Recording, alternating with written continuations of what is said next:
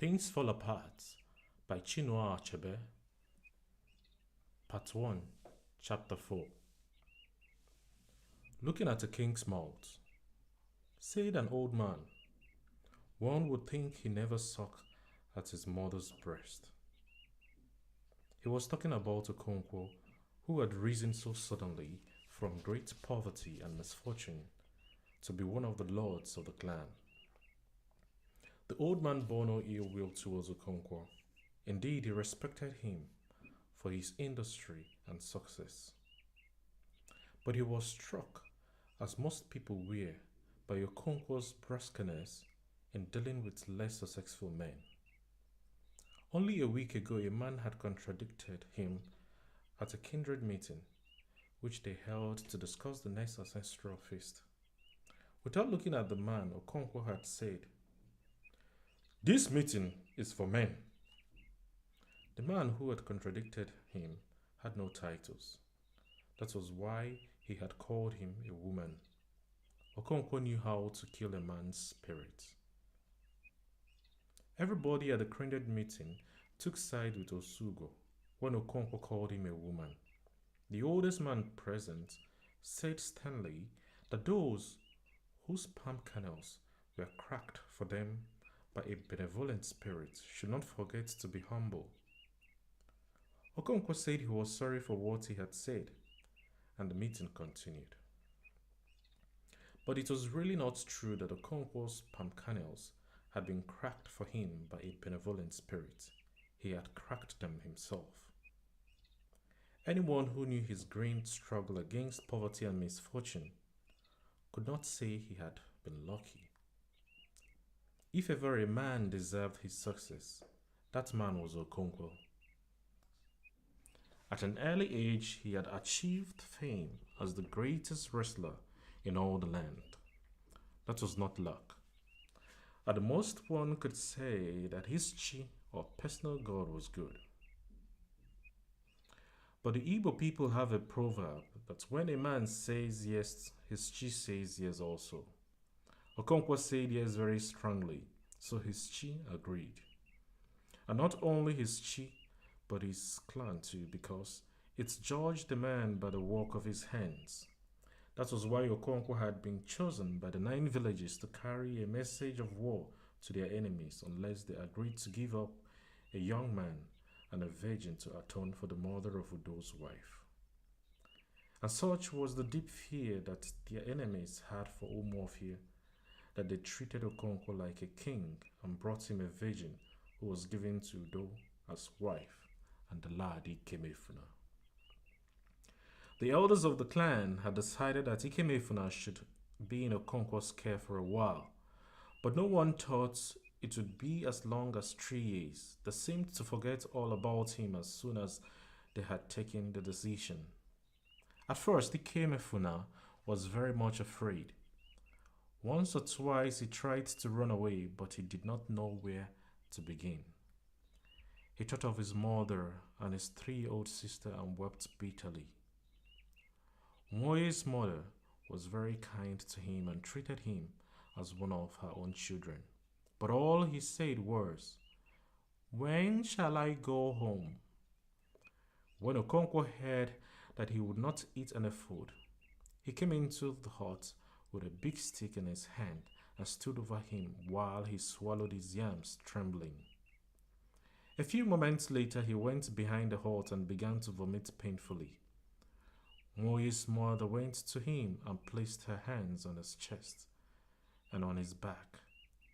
He was ill for 3 market weeks, and when he recovered, he seemed to have overcome his great fear and sadness.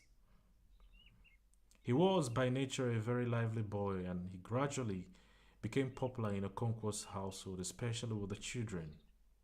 Okonkwo's son, Moye, who was 2 years younger, became quite inseparable from him because he seemed to know everything. He could fashion out flutes from bamboo stems and even from the elephant's grass. He knew the names of all the birds and could set clever traps for the little bush rodents, and he knew which tree made the strongest bows. Even Okonkwo himself became very fond of the boy. Inwardly, of course, Okonkwo never showed any emotion openly, unless it be the emotion of anger. To show affection was a sign of weakness. The only thing worth demonstrating was strength. He therefore treated Ikemefuna as he treated everybody else, with a heavy hand. But there was no doubt that he liked the boy. Sometimes, when he went to big village meetings or communal ancestral feasts, they allowed Ikemefuna to accompany him like a son, carrying his stool and his goatskin bag. And indeed, Ikemefuna called him father. Ikemefuna came to Umuofia at the end of the carefree season between harvest and planting. In fact, he recovered from his illness only a few days before the week of peace began. And that was also the year Okonkwo broke the peace and was punished, as was the custom by Ezani, the priest of the earth goddess. Okonkwo was provoked to justifiable anger by his youngest wife, who went to plait her hair at her friend's house and did not return early enough to cook the afternoon meal. Okonkwo did not know at first that she was not at home. After waiting in vain for her dish, he went into her hut to see what she was doing. There was nobody in the hut, and the fireplace was cold. "Where is Ojugo?" he asked his second wife, who came out of her hut to draw water from a gigantic pot in the shade of a small tree in the middle of the compound. "She has gone to plait her hair." Okonkwo bit his lips as anger welled up within him. "Where are her children? Did she take them?" he asked with unusual coolness and restraint. "They are here," answered his first wife, Nwoye's mother. Okonkwo bent down and looked into her hut. Ojugo's children were eating with the children of his first wife. "Did she ask you to feed them before she went?" "Yes," lied Nwoye's mother, trying to minimize Ojugo's thoughtlessness. Okonkwo knew she was not speaking the truth. He walked back to his obi to await Ojugo's return, and when she returned, he beat her very heavily. In his anger, he had forgotten that it was the week of peace. His first two wives ran out in great alarm, pleading with him that it was the sacred week. But Okonkwo was not the man to stop beating someone halfway through, not even for fear of a goddess. Okonkwo's neighbors heard his wife crying and sent their voices over the compound walls to ask what was the matter. Some of them came over to see for themselves. It was unheard of to beat somebody during the sacred week. Before it was dusk, Ezani, who was the priest of the earth goddess, Ani, called on Okonkwo in his obi. Okonkwo brought out kola nut and placed it before the priest. "Take away your kola nut. I shall not eat in the house of a man who has no respect for our gods and ancestors." Okonkwo tried to explain to him what his wife had done, but Ezani seemed to pay no attention. He held a short staff in his hand, which he brought down to the floor to emphasize his points. "Listen to me," he said when Okonkwo had spoken. "You are not a stranger in Umuofia.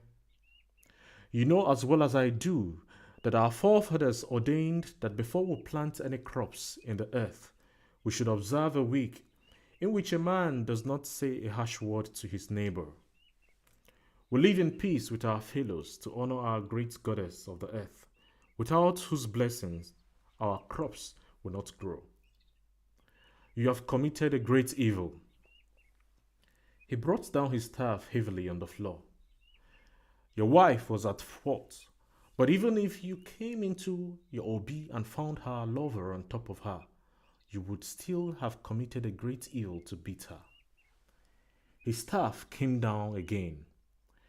"The evil you have done can ruin the whole clan. The earth goddess whom you have insulted may refuse to give us her increase, and we shall all perish. His tone now changed from anger to command. You will bring to the shrine of Ani tomorrow 1 she-goat, 1 hen, a length of cloth, and 100 cowries. He rose and left the hut. Okonkwo did as the priest said. He also took with him a pot of palm wine. Inwardly he was repentant, but he was not the man to go about telling his neighbors that he was in error.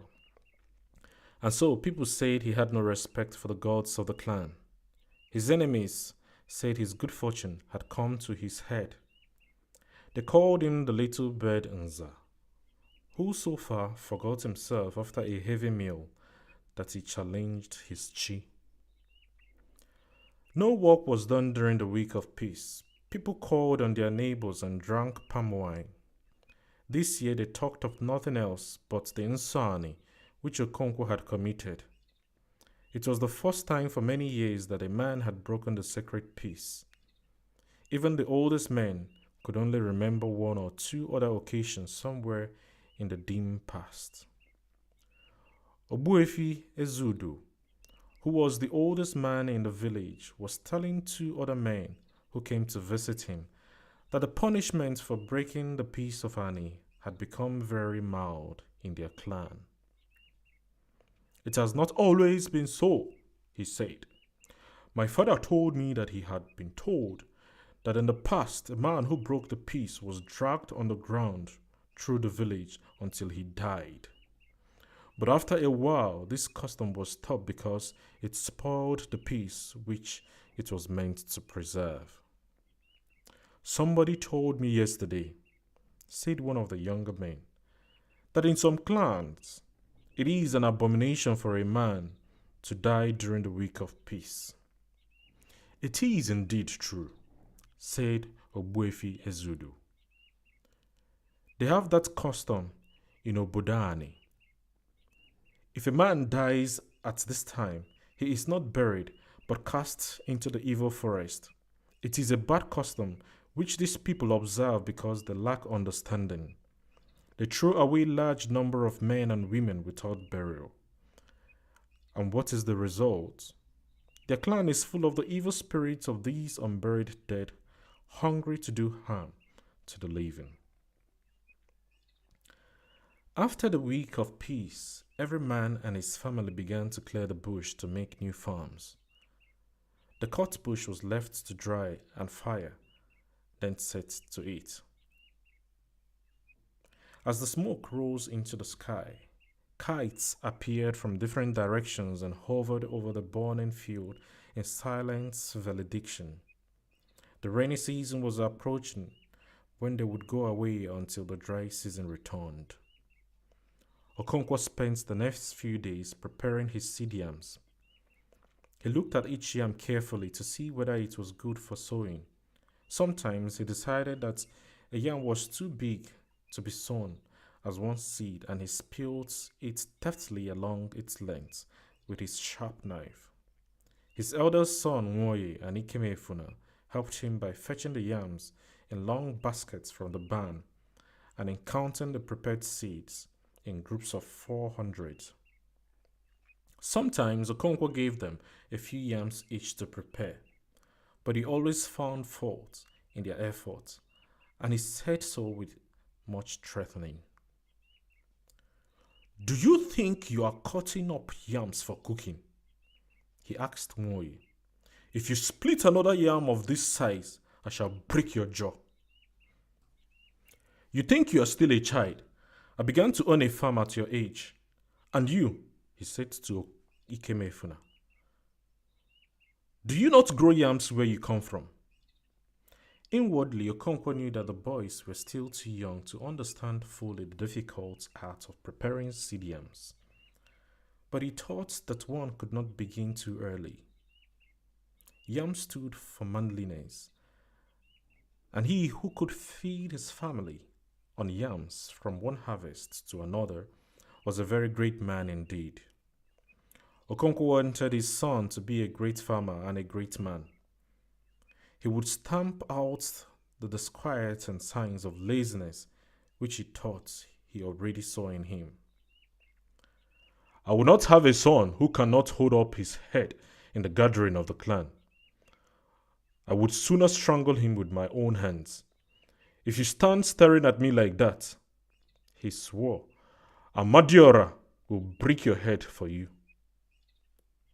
Some days later, when the land had been moistened by 2 or 3 heavy rains, Okonkwo and his family went to the farm with baskets of seed yams, their hoes and machetes, and the planting began.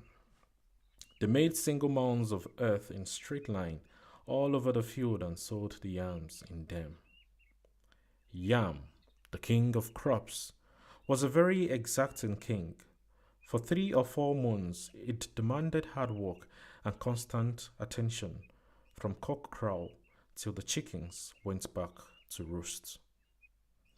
The young tendrils were protected from earth heat with rings of sisal leaves. As the rains began heavier, the women planted maize, melon, and beans between the yam mounds. The yams were then stacked first with little sticks and later with tall and big tree branches. The women weeded the farm 3 times at definite periods in the life of the yams, neither early nor late. And now the rains had really come, so heavy and persistent that even the village rainmaker no longer claimed to be able to intervene. He could not stop the rain now, just as he would not attempt to start it in the heart of the dry season without serious danger to his own health. The personal dynamism required to counter the forces of these extremes of weather would be far too great for the human frame. And so nature was not interfered within the middle of the rainy season. Sometimes it poured down in such thick sheets of water that earth and sky seemed merged in one grey wetness. It was then uncertain whether the low rumbling of Amadiora's thunder came from above or below. At such times, in each of the countless thatched huts of Omorphia, children sat around their mother's cooking fire, telling stories, or with their father in his obi, warming themselves from a log fire, roasting and eating maize. It was a brief resting period between the exciting and arduous planting season and the equally exciting but light-hearted months of harvest. Ikeme-Ifuna had begun to feel like a member of Okonkwo's family.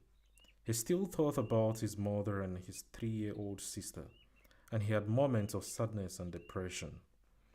But he and Nwoye had become so deeply attached to each other that such moments became less frequent and less poignant. Ikeme-Ifuna had an endless stock of folk tales, even those which Nwoye knew already were told with a new freshness and the local flavor of a different clan. Nwoye remembered this period very vividly till the end of his life. He even remembered how he had laughed when Ikeme-Ifuna told him that the proper name for a corn cob with only a few scattered grains was Eze Agadiwine, or the teeth of an old woman. Nwoye's mind had gone immediately to Nwanyeke, who lived near the Odala tree. She had about 3 teeth and was always smoking her pipe. Gradually, the rains became lighter and less frequent, and earth and sky once again became separate. The rain fell in thin slanting showers, through sunshine and quiet breeze. Children no longer stayed indoors, but ran about singing. The rain is falling, the sun is shining, alone Nadi is cooking and eating. Nwoye always wondered who Nadi was, and why he should live all by himself cooking and eating.